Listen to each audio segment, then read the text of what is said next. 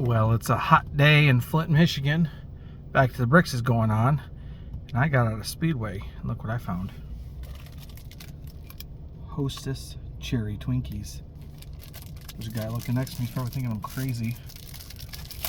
Cherry Twinkie. Cherry Slurpee flavored Twinkies.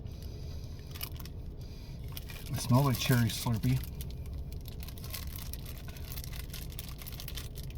Right on the bottom.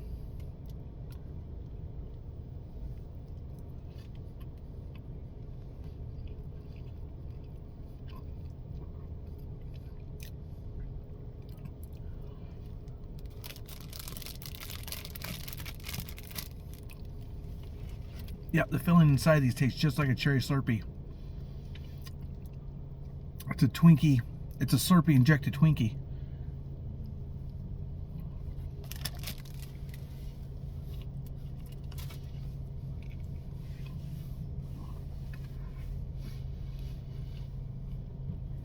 Damn, that's good. That'd be paired with a good cherry Slurpee, but got Dr. Pepper instead.